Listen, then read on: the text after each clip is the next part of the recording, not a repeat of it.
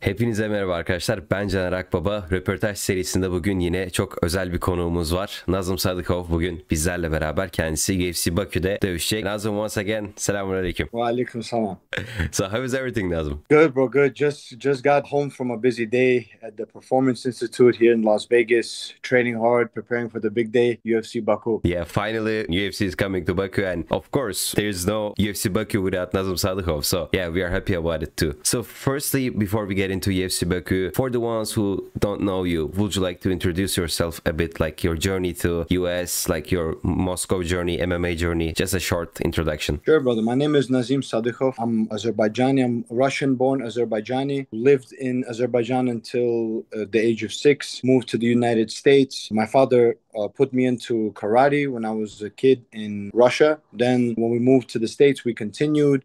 It was like a lot of immigrants from former Soviet Union, like a lot of immigrants from our part of the world. And in Brooklyn, I continued my training journey with like coaches from Soviet Union, and like one of my coaches was master in sports and hand-to-hand combat in Ukraine. So like he was my first coach, and I was training my entire life pretty much in New York. Grew up with the sport, grew up with competing.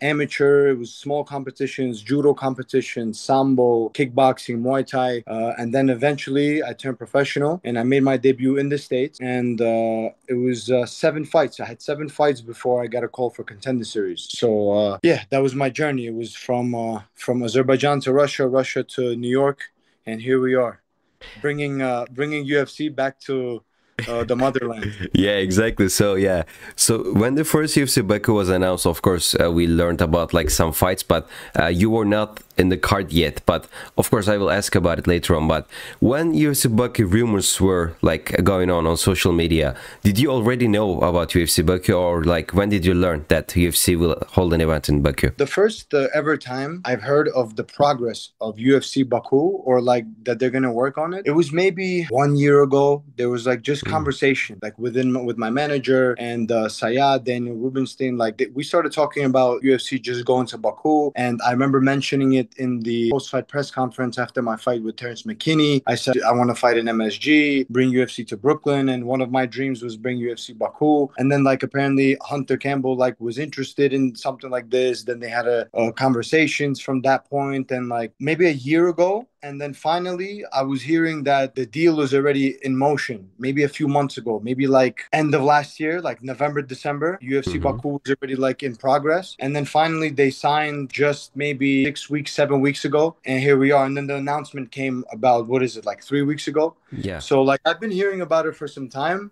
But like the fact that it came like this out of nowhere, and I'm on the card, and it's in the summer, Baku, it's gonna be crazy, you know. Like it's huge, like step in for the UFC, for myself, for our people, to Turkish MMA, Azeri MMA. Like it's a huge step, you know. And we're gonna make a big show. It's gonna be a big show, inshallah. We're gonna show out. We're gonna show a big show, big performance, and it's gonna be an introduction to our fighters, our world. Yeah, exactly. So you actually mentioned a bit, but like, how do you feel about fighting in your own country? I bet it's something that you've dreamed of. You already mentioned on your like post-fight interviews, but how does it make you feel? Are you feeling like energetic, or like how does it feel? The way I felt in MSG, because I'm a lifetime like New York guy, so the way I felt in MSG was so at home. I can only imagine how I'm going to feel in Baku. Once upon a time, this was like a dream, like somewhere. It was like a star in the sky. It was like something so far away. It's a dream. I was gonna try my best to make it happen. Everything I have in my power, I would have gave it to make it happen, or to help make it happen, help contribute. But like it was a star far, far away. The first time I ever mentioned, like there's a photo of me. I posted it like on Facebook. I won like some kickboxing fight, and it was like 2014 or 2013 maybe even. And I said, when I'm in the UFC, I will put Azerbaijan on the map. Yeah, it was like also like on I think it was on Dana White Contender Series. You mentioned that before, yeah. Yeah, so now that we're here, it's like I'm not shocked, you know. I'm taking this moment in, and it's not like a vacation. It's like a mission, you know. I have to show out. I have to show a good fight for the world, and I have to show a good fight in front of my people. But I know I'm gonna feel so at home. I know my people are gonna be behind me, so I'm looking forward to that. This is gonna be the first time I feel truly in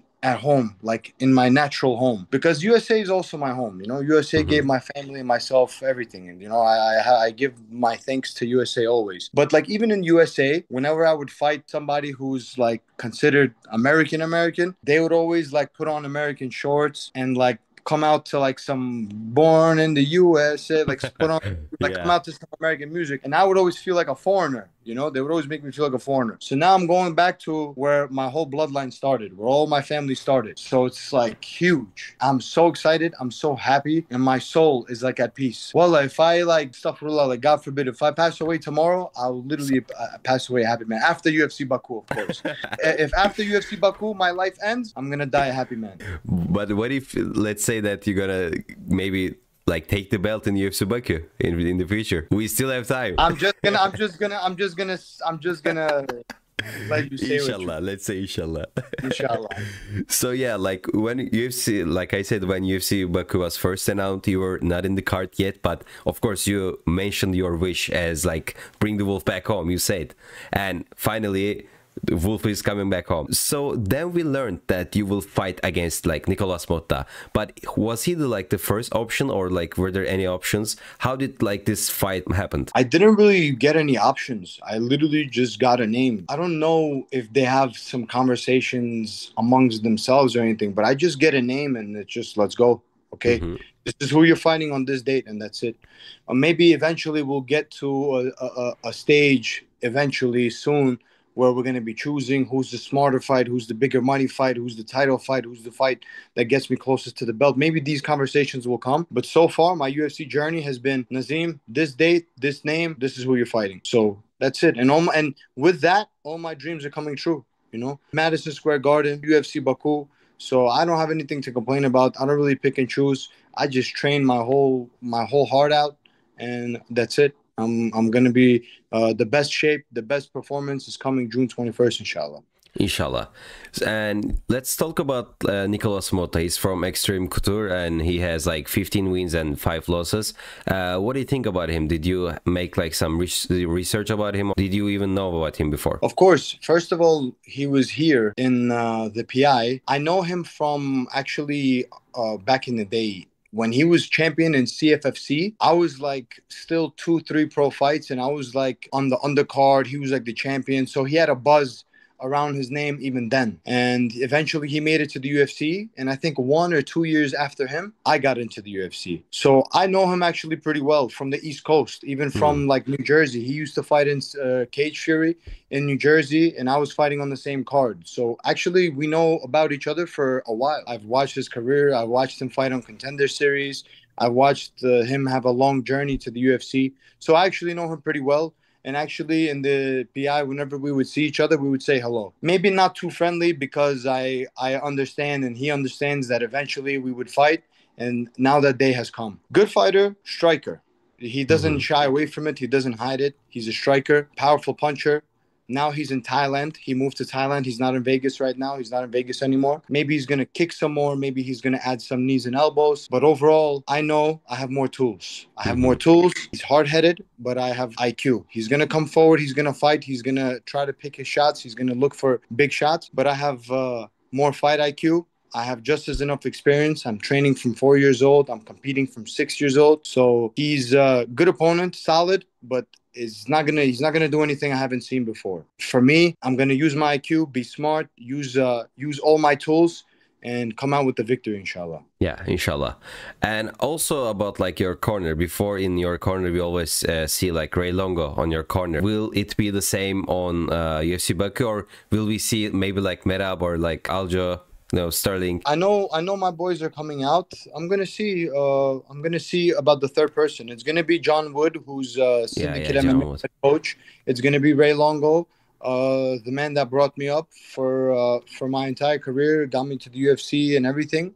And the third person, it's gonna be one of my boys probably. It's gonna be somebody like that I train with, somebody like somebody you guys are probably gonna be familiar with. And how is your relationship with them? Like, especially about like Merab, is he really that crazy out of the cage also? Listen, everybody always talks about it, and yesterday was like just another example of that, of what everybody talks about. This guy does 5 rounds in the cage, and then sparring class is starting. So his sparring is before sparring class. He spars 5 rounds, jumps in the sparring class, does the warm-up, does the drills, and then finishes all the rounds in sparring. 5 rounds. Or what is it, 6 rounds we do in the class. He's the real machine, like the machine. He's truly a machine.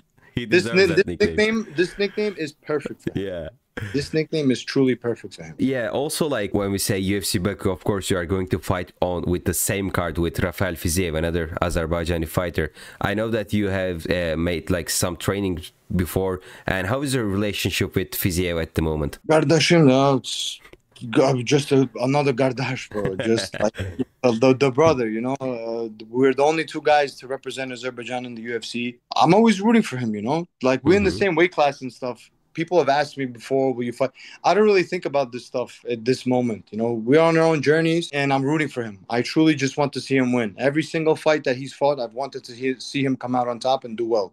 And it goes the same for all our brothers. You know, Ibo, Tofik, this guy, that guy, all of our guys. I'm always rooting for them. So like, I always want to see them come out on top. So like, after my fight is finished, inshallah, have a victory. I'm going to go to the back and watch Rafa fight and root for him, cheer for him. Yeah, inshallah. And also when you said Ibo Aslan, actually, like, there were some people, like, people were asking to me to ask you about Ibo Aslan because, you know, he is the only Turkish fighter in UFC. And, of course, whenever we some, like, successful fighter like you, they all want to learn about your opinion. So what's your opinion about Ibo Aslan? I'm rooting for him also. He has a bright future ahead. You know, obviously his last fight he lost, but he's going to make the adjustments, inshallah, and he's going to come out and be victorious. I hope he becomes champion. That's it. Simple. That's my only opinion. Is I just want to see him do good. And yeah, so another question is, if you get a win against Motta, do you think you're going to get a top 15 contender? Or who is next for you, do you think? I'm certainly going to call for it. And the UFC, regardless of like who's the most popular guy so far, everything I asked the UFC or everything I've been saying, the UFC is listening. Sometimes you know, when I think, oh yeah, they didn't hear what I said here. They hear everything. They hear everything. They're writing everything down. They consider everything that you say.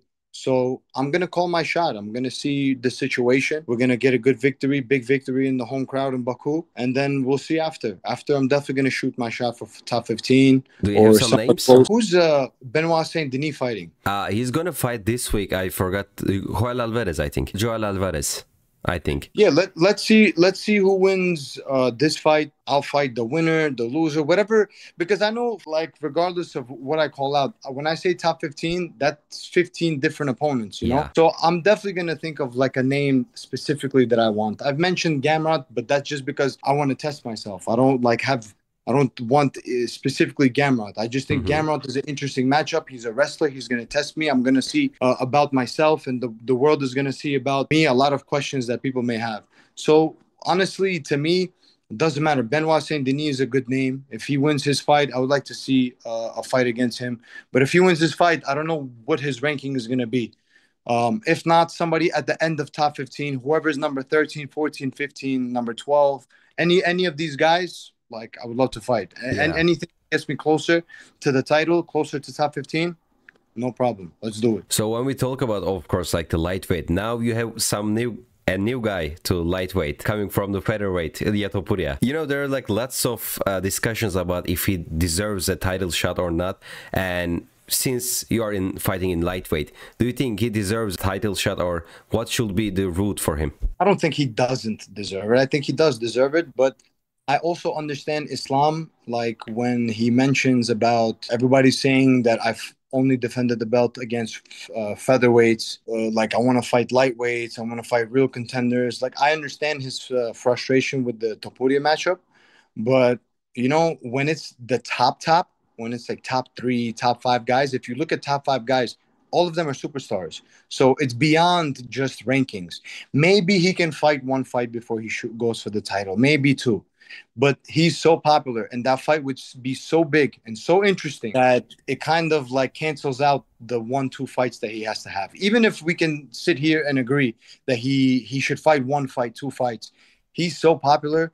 I think, in my opinion, I think Topuria fights like 2, max 3 more times in MMA. maybe goes to box once or twice, and then literally he's going to be so big, such a big superstar. If he wins all these fights, he's not even going to fight for long. I don't think so. I think before 30, before 31, 32, he's going to be retired.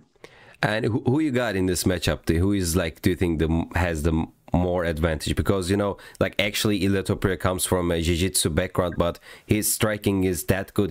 He never even like uses his like jiu-jitsu. But of course we know Islam Makhachev, his striking is getting better. So there are like lots of questions. And what's your opinion about it? I think Topuria is maybe one of the most dangerous guys, more dangerous than most of the lightweights, probably all the lightweights to Islam's title. So let's say that first, that Topuria is the most dangerous fight for Islam. But I think Islam finds a way, because he has world-class experience, world-class IQ. I think he's going to find his path to victory, and I think he is going to be able to take him down. He's much bigger. He's going to be able to take him down. He's going to be able to control him. I'm like, Ilia got taken down by Bryce. Ilia has been taken down. It's not like it's impossible to take him down. The wrestling scrambles maybe will be interesting in the beginning, but then I think Islam, if he continues his wrestling, his grappling, I think he's going to find his key to victory.